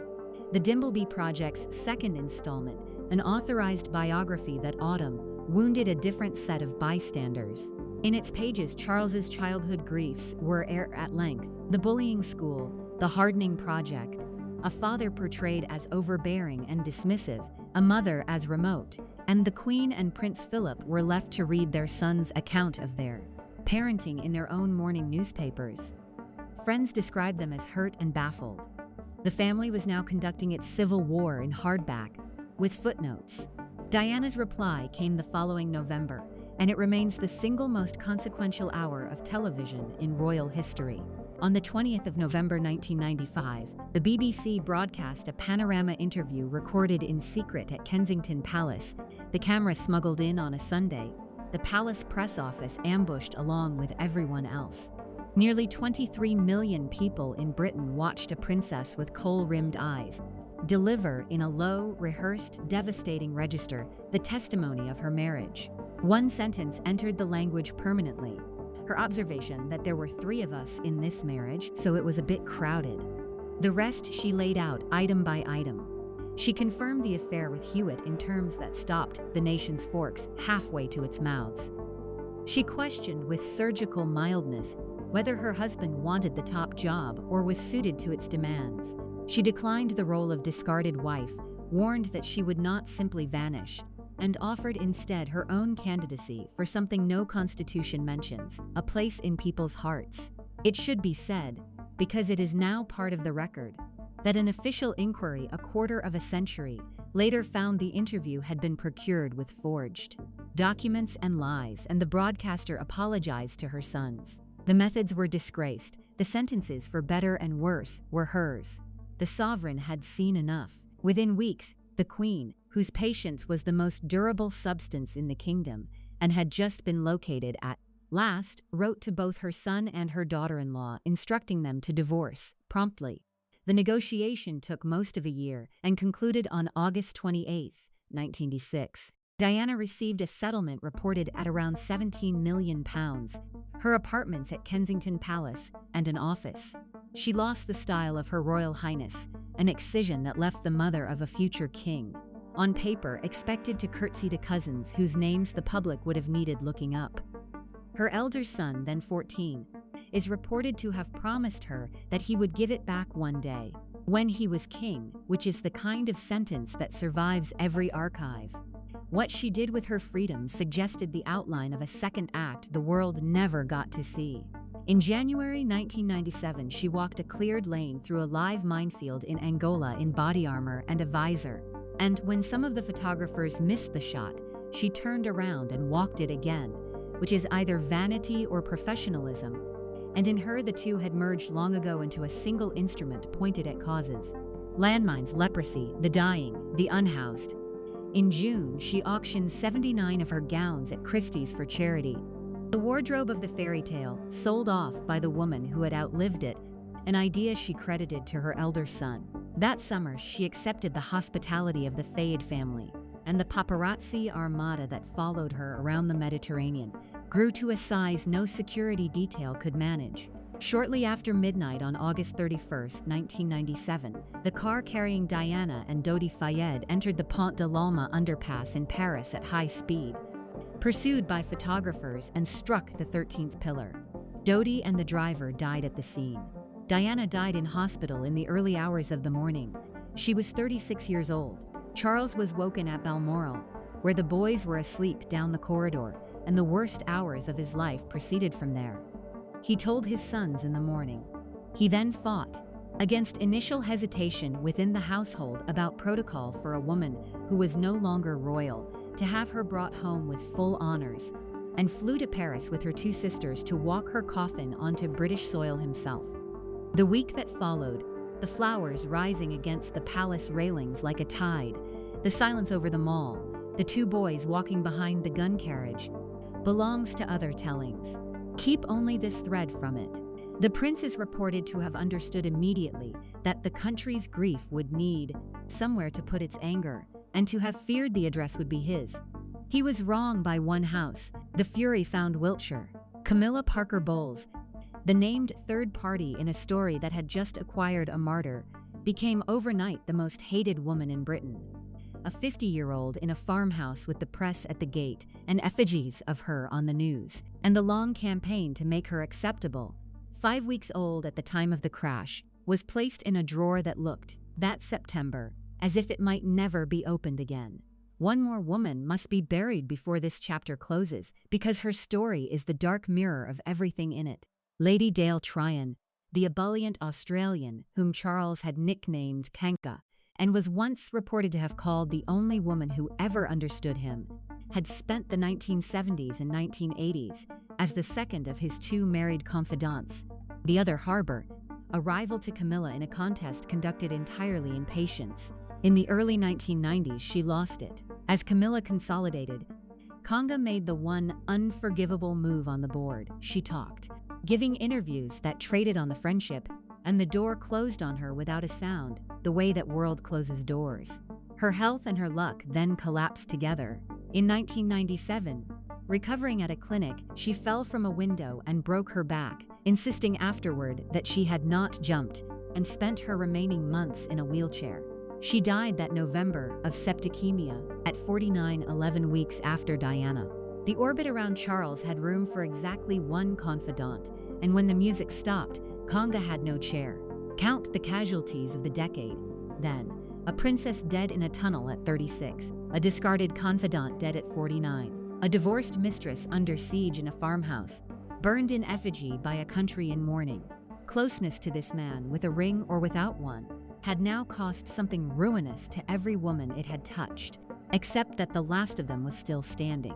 And what she did next, which was approximately nothing, turned out to be the masterstroke of the entire 50 years. Begin with her position in the autumn of 1997, because no rehabilitation in modern public life has ever started from deeper in the hole.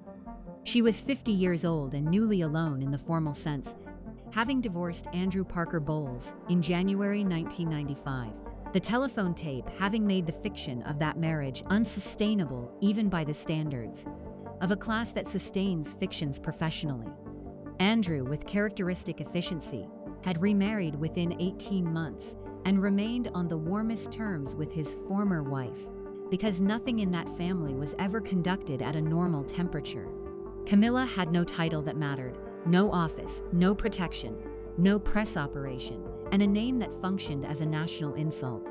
The story is still told in several versions of a woman pelting her with bread rolls in a Wiltshire supermarket car park, and she has never confirmed or denied it, which is itself the lesson. Because across the entire arc of the most raked-over story in Britain, Camilla confirmed and denied nothing to anyone, ever. Sit with the scale of that silence because it is the hinge of her survival. From 1971 to the present day, through the courtship, the first leaving, the affair, the tape, the divorce, the death, the siege, and the crown, she gave not one interview about any of it, not one. Sarah Spencer talked once to a women's magazine and lost a prince by tea time. Diana talked through Morton and then to 23 million people directly, and her voice shook a throne, and she paid for every syllable in coverage she could never again control. None of that is offered as a judgment on Diana, who went into the institution at 19 with no weapon except her own story and used the only one she had. It is offered as a judgment on the institution, which forgives almost anything sooner than it forgives candor, and which rewards silence the way the sea rewards a good hull. Camilla's silence was, in fairness, a luxury Diana never had. The silence of a woman who wanted nothing the firm could withhold, and feared nothing the press could find, since everything findable had already been printed. But luxury or strategy, she held it for 50 years without one slip, and the institution, watching, drew the only conclusion it is built to draw. This one is sound. The campaign to make Britain accept her began in 1996, when Charles hired a press operator of genuine cunning named Mark Bolland, whose official title was Deputy Private Secretary, and whose actual brief was the impossible. The method chosen was gradualism, the public opinion equivalent of bringing a wild bird to the hand, and it proceeded in steps so small that no single one could be called an announcement. In July 1997, Charles threw a 50th birthday party for her at Highgrove and let the arrival photographs happen, the first deliberate exposure. 5 weeks later, Diana was dead.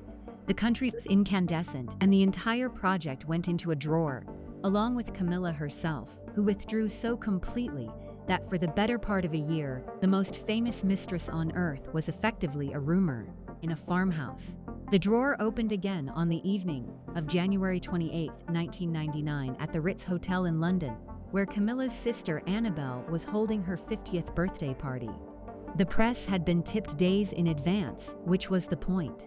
Some 200 photographers banked the pavement opposite the door, ladders and lenses stacked like a grandstand, and at midnight, Charles and Camilla walked out of the hotel and down the steps together, side by side in public, for the first time. 90 seconds, no statement, into the car, gone. It was the most thoroughly choreographed candid photograph in the history of the medium, and it worked exactly as designed. By morning, she was on front pages from London to Sydney. The sky was checked carefully, and the sky had not fallen. Then the steps, each one tested like ice. In June 2000, the Queen attended a 60th birthday lunch for King Constantine of Greece at Highgrove with Camilla under the same roof, the first time sovereign and mistress had shared a room since everything, and no words from it were ever reported, because none were needed, the presence itself being the license. In 2002, Camilla sat in the royal box at the Golden Jubilee concert, a few rows from the Queen, while 1 million people on the Mall conspicuously failed to riot. In 2003, she moved into Clarence House. The opinion polls thawed across those years from hostility to shrug to something approaching warmth, and they thawed on no argument whatsoever, since none was ever offered, only repetition. She kept turning up, she kept her counsel, she visibly found the whole circus faintly funny, grinning through hat brims at events where she knew perfectly well half the crowd had come to inspect her, and the British public, which can resist almost anything except being privately amused alongside someone, began, against its own stated intentions, to like her. On February 10, 2005, Clarence House announced the engagement of the Prince of Wales to Mrs. Camilla Parker Bowles, and the ring on her hand supplied its own commentary, a platinum Art Deco band, with a large emerald-cut diamond that had belonged to the Queen Mother, the grandmother who had adored Charles beyond reason, providing, from beyond, the ring for the marriage her generation's rules had spent 30 years preventing. The wedding itself then descended, in the finest tradition of this story, into administrative farce. A royal civil marriage raised legal questions the government had to settle on the fly, and the venue had to be moved from Windsor Castle to the Windsor Guildhall across the road, because licensing the castle for weddings would have obliged the family, under the regulations, to let any member of the public marry there for the next 3 years. And rather than open the state apartments to hen parties, the heir to the throne agreed to be married at the town hall under the same municipal rules as everybody else. Then the date moved. The wedding had been set for April 8th, and Pope John Paul II's funeral landed on it, and Charles was obliged to attend. So the ceremony slipped a day, which meant that a love story that had opened in 1970 with a girlfriend disqualified by a statute about Catholics closed with the wedding itself waiting politely on the Vatican. Somewhere, the act of settlement permitted itself a thin smile. April 9, 2005, then, and the day itself was a study in everything this family does with feeling, which is to encode it. The Queen did not attend the civil ceremony, a decision parsed everywhere as a snub and better read as theology, the Supreme Governor of the Church of England declining to watch a register office marriage between two divorced people, and then crossing the road to attend the service of blessing at St. George's Chapel, which was her way of drawing the line and then stepping over it in the correct order. At the reception afterwards, she gave a short speech that the guests have been quoting ever since. The Grand National had been run that afternoon, and the Queen, a racing woman to her marrow, framed the couple's progress in the language of the turf, declaring that they had cleared the course's most notorious fences and every other terrible obstacle, and that her son was home and dry with the woman he loves. 34 years of institutional resistance formally withdrawn in racing commentary. The room roared. The bride, it was noticed, looked briefly unable to speak, which for once had nothing to do with policy. Her title told its own story about how much she had learned. She became the Duchess of Cornwall, declining to use Princess of Wales, a style that was hers by right of marriage and radioactive by right of history, and the single act of tact bought more goodwill than a decade of press operations. It was further announced that when the time came, she would be styled Princess Consort rather than Queen, a concession to public feeling that everyone involved signed in the full knowledge that it was written in pencil. And then, for 17 years, she did the job, which is the part of the story nobody narrates because it consists of showing up. The plaques, the regiments, the receptions, the handshakes in the rain. She built a working portfolio around causes that were hers rather than assigned, osteoporosis first and always, the disease she had watched kill her mother by inches, then literacy, then, later and with growing force, the victims of rape and domestic violence, constituencies not traditionally fought over by duchesses. She absorbed what hostility remained, and there was plenty, without answering a word of it. And she mastered, without apparent effort, the one discipline that no other woman in this story had been positioned to manage, the discipline the institution craves above all others, and can never request out loud. She never competed with him for light. Here is the structural truth of the whole half-century, stated as plainly as it can be. The institution and the man at the center of it could each survive exactly one star at a time. Diana had been a supernova by accident, incapable of dimming even when she tried, a woman whose gift drew every eye in every room through no decision of her own, and the building could not her and its own hierarchy at once. Camilla dimmed herself by policy, deliberately, totally, for decades, a one-star system maintained by hand, and the man beside her, for the first time in his public life, got to be the interesting one. Visitors to their households kept reporting the same small astonishment that the famously mournful prince laughed, often at her instigation, usually at himself. Whatever the cameras had failed to find in 1981, they found it now without trying. The press corps noticed something else across those years, and it is worth recording because the press corps had been the villain of this story for so long that its conversion counts as evidence.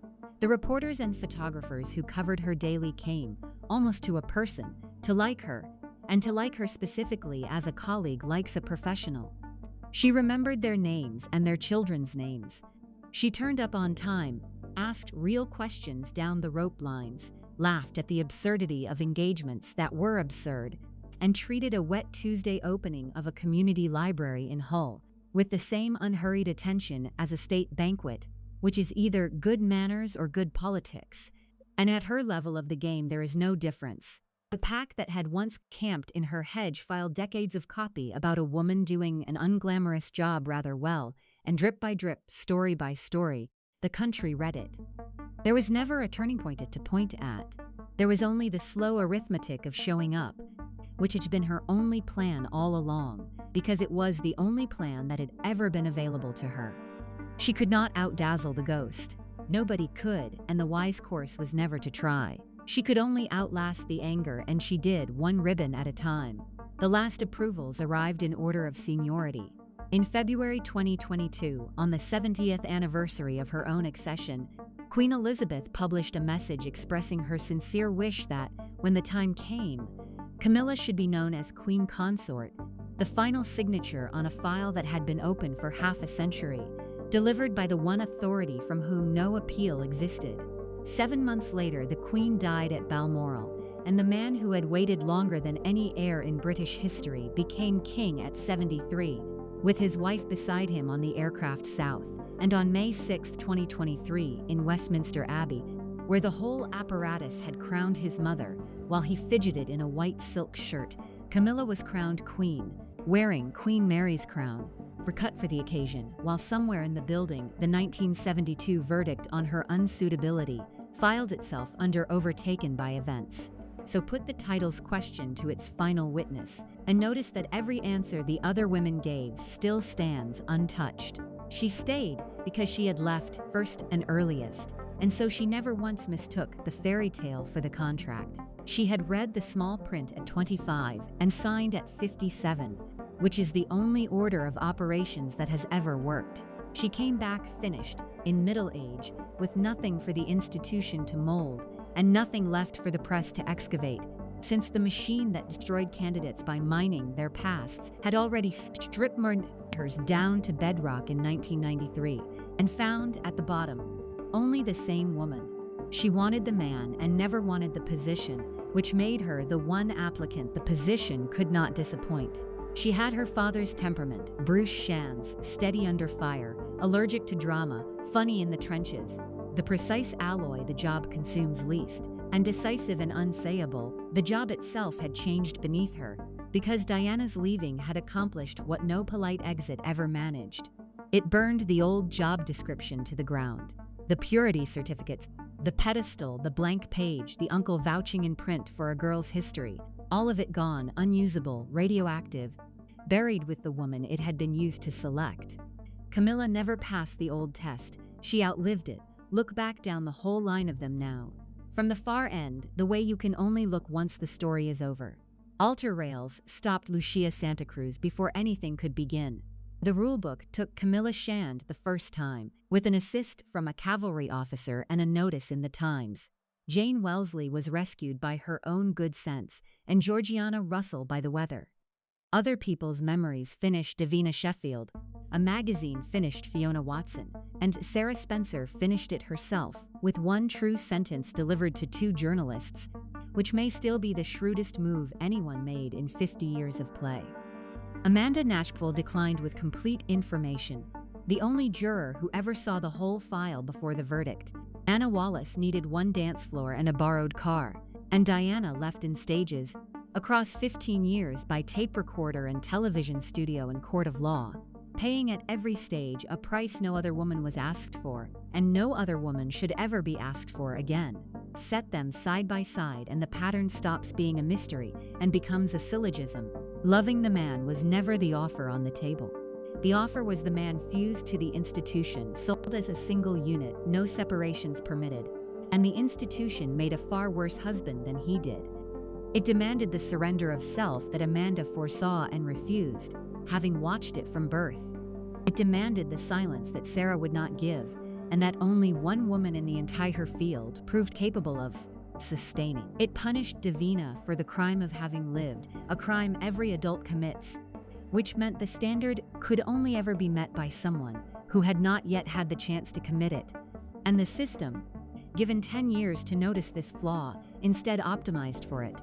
It guaranteed any wife second place to a love that predated all of them, a fact Anna Wallace identified across a ballroom in less time than the band took to finish its set. And in exchange for all of it, the position offered a life of being looked at by millions and known by almost no one, with no salary, no exit, and a performance review conducted daily by the press.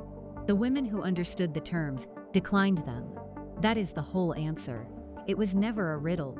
It was a job description, and the job was unsurvivable as written. And the proof is that the institution eventually had to stop writing it that way. None of which acquits the man at the center, and it would be dishonest narration to pretend otherwise. Charles was hesitant when boldness was owed, in 1972, and obedient when defiance was owed, in 1981. And he spent a decade allowing women to be fed into a public examination he knew to be cruel, because enduring cruel examinations was the only model of love his upbringing had supplied. He married a teenager he barely knew, carrying another woman's bracelet, because a letter told him honor required it. And 2 people paid for that reading of honor for the rest of their lives, one of them with the rest of hers. He was the machine's first victim if you are feeling generous, its most sheltered beneficiary if you are not. And the honest accounting is that both descriptions are true on alternating days, sometimes before lunch. What can be said for him is narrow and real. He loved one woman for 50 years with a constancy that embarrassed everyone but the 2 of them. And when the wreckage finally cleared, he did the unfashionable thing and married her, at a town hall, in front of his mother's empty chair, and called it the happiest day of his life without checking first whether he was allowed to. And the institution, it must be recorded, learned. Watch what happened to the next woman who got close to a future king. She was a commoner from Berkshire whose family had been in trade, who met her prince at university, lived with him before any ring appeared, was photographed, dropped, taken back, and tested across nearly a decade of courtship, and at no point in any of it did a palace demand certificates, an uncle vouch for her history in the newspapers, or a press corps disqualify her for having previously existed. Every requirement that had destroyed the women of the 1970s had been repealed, not by statute but by shame, and the repeal had been paid for in advance by every name in this story, above all by the one on the island grave at Althorpe. Catherine Middleton did not leave, and the reason she did not leave is that the job she was offered had been rewritten by the women who did, which leaves only the 2 of them where the story began. In July 1973, Camilla Shand walked up the aisle of the Guards Chapel toward another man, in front of 800 guests, while the prince who had hesitated sat aboard a frigate in the Caribbean, several thousand miles from the life he wanted, learning at 24 what waiting costs. In April 2005, the same 2 people walked out of St. George's Chapel, married, gray-haired and beaming like teenagers who had gotten away with something, while his mother compared their progress to a steeplechase, and the country, which had sworn for decades that it would never stand for this, stood for it, applauded, and went home for tea. In between those 2 weddings lie 10 women's exits, 4 decades of front pages, 2 marriages spent as ammunition, 1 funeral that stopped the earth, and a lesson the family will be living off for a century. Because every woman who got close to Charles eventually left. That was the title, and it held, all the way down without one exception. Even Camilla left. Camilla left first. The difference is that she was the only one who came back, and she could only come back because by the time she returned, the thing that had driven them all away, the post, the pedestal, the impossible blank page bride, had been abolished by the wreckage of everyone who tried to fill it. There was nothing left to apply for. There was only a man at last on his own, available to be married for himself, which is all any of them had ever been willing to do in the first place. She was the first to see that the position was the problem. She was the last one standing when the position finally died. 50 years late, and in the end, exactly on time. Thank you for watching. For more detailed, historical breakdowns, check out the other videos on your screen now. and don't forget to subscribe.